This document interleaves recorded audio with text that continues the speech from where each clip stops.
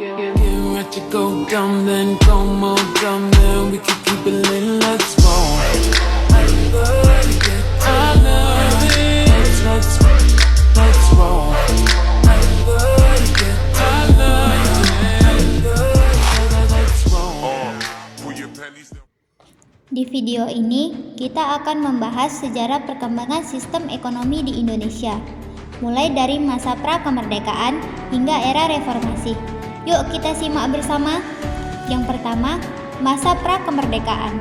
Sebelum merdeka, sistem ekonomi Indonesia sangat bergantung pada kekuasaan kerajaan dan penjajahan.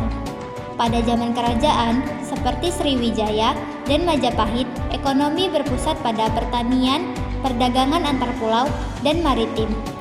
Saat Belanda datang, diterapkan sistem tanam paksa atau kultur stelsel yang memaksa rakyat menanam hasil perkebunan seperti tebu dan kopi untuk dijual ke Eropa. Eksploitasi ini hanya menguntungkan penjajah dan menyebabkan rakyat menderita. Selain itu, modal dan sumber daya dikuasai oleh Belanda, bukan rakyat Indonesia. Kesimpulan, masa pra-kemerdekaan adalah masa ekonomi kolonial yang mengeksploitasi, bukan kemakmuran rakyat. 2. Masa pasca kemerdekaan Orde Lama, Soekarno 1945 sampai dengan 1966. Setelah merdeka, tahun 1945, Indonesia menghadapi tantangan besar. Soekarno memimpin di tengah situasi ekonomi yang kacau dan tidak stabil akibat perang dan penjajahan. Pemerintah mencoba sistem ekonomi terpimpin, di mana negara mengatur dan mengendalikan ekonomi nasional. Banyak perusahaan asing dinasionalisasi, tujuannya membebaskan ekonomi dari pengaruh asing. Namun, karena konflik politik, perang saudara, dan tidak stabilnya anggaran, terjadi hipermentasi dan kemerosotan ekonomi. Kesimpulannya, meski nasionalisme ekonomi kuat, kestabilan politik dan manajemen yang buruk membuat ekonomi Indonesia merosot. 3. Masa Orde Baru Soeharto 1966 sampai 1998. Setelah Soekarno digantikan oleh Soeharto, sistem ekonomi berubah.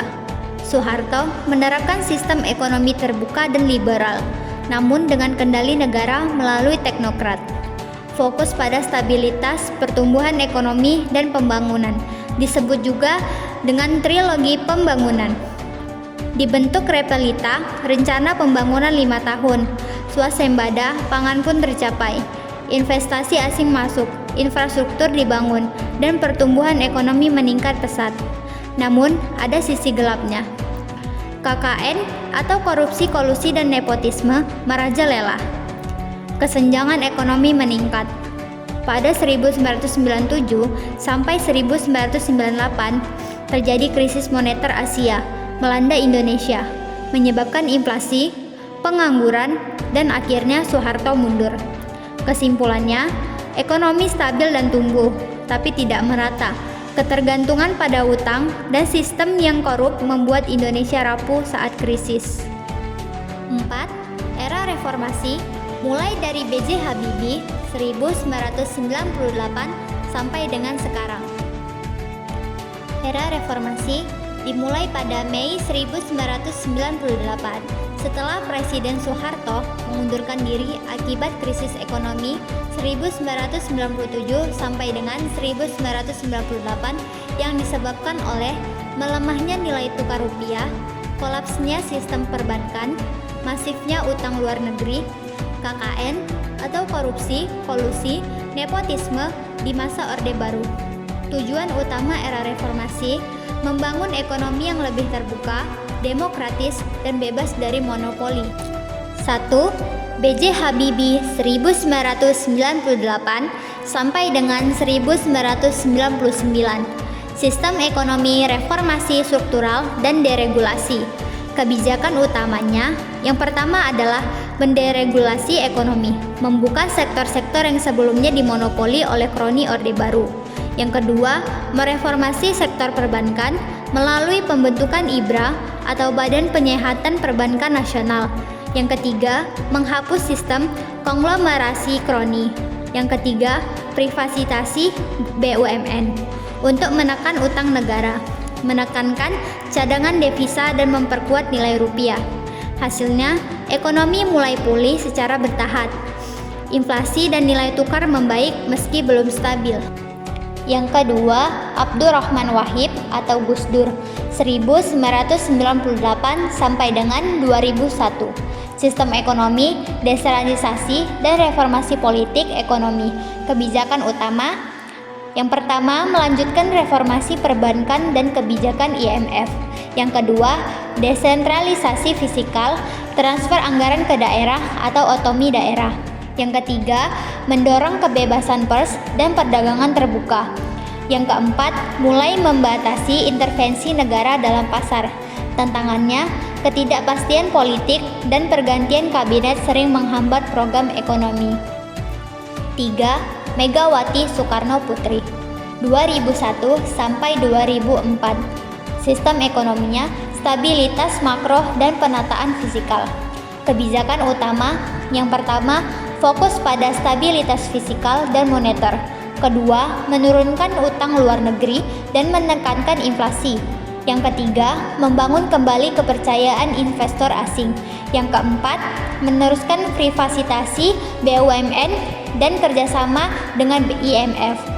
Hasilnya, pertumbuhan ekonomi positif, tapi lambat, sekitar 3-4%. Yang kedua adalah krisis bisa direndam tapi pengangguran masih tinggi. Yang keempat, Susilo Bambang Yudhoyono atau SBY 2004 sampai 2014. Sistem ekonomi pro-growth, pro-poor, dan pro-job. Kebijakan utamanya adalah: yang pertama, pertumbuhan ekonomi rata-rata 5-6% per tahun. Kedua, menurunkan rasio utang terhadap PDB. Yang ketiga, program BLT atau bantuan langsung tunai untuk rakyat miskin. Yang keempat, investasi dalam infrastruktur dasar dan energi. Yang kelima, mendorong sektor swasta dan UMKM. Hasilnya, ekonomi tumbuh stabil. Ekonomi termasuk negara G20. Yang ketiga, tapi ketimpangan sosial mulai terasa meningkat. 5. Joko Widodo atau Jokowi 2014 sampai 2024. Sistem ekonomi, infrastruktur, digitalisasi, dan hilirisasi industri periode pertama 2014 sampai 2019. Fokusnya terhadap: yang pertama, besar-besaran bangun infrastruktur seperti jalan tol, bandara, dan pelabuhan. Yang kedua adalah deregulasi ekonomi dan penyederhanaan izin usaha atau online single submission atau OSS. Yang ketiga adalah mendorong program tol laut dan membangun daerah timur. Hasilnya, pertumbuhan tetap di kisaran 5%, tapi infrastruktur membaik dan utang negara meningkat. Periode kedua 2019 sampai dengan 2024. Fokusnya terhadap transformasi ekonomi menuju hilirisasi, nikel, sawit, dan bauksit diolah di dalam negeri. Yang kedua adalah ekonomi digital, tumbuh pesat Gojek, Tokopedia, dan lain-lain. Yang ketiga adalah Omnibus Law Cipta Kerja untuk menarik investor. Yang keempat, penanganan krisis ekonomi akibat pandemi COVID-19 2020 sampai 2022 melalui bantuan sosial dan pemulihan ekonomi nasional atau PEN. Menuju 2025, fokus pada ekonomi hijau, transisi energi, dan industri berbasis teknologi. Persiapan pembangunan IKN atau Ibu Kota Nusantara sebagai simbol ekonomi baru. Dari masa kerajaan, penjajahan, Orde Lama, Orde Baru, hingga era reformasi, Indonesia terus belajar dan berjuang membangun ekonomi yang kuat dan adil. Jadi, bagaimana sistem ekonomi Indonesia ke depan? Semua bergantung pada kita sebagai generasi penerus. Jangan lupa like, comment, and subscribe untuk video edukatif lainnya.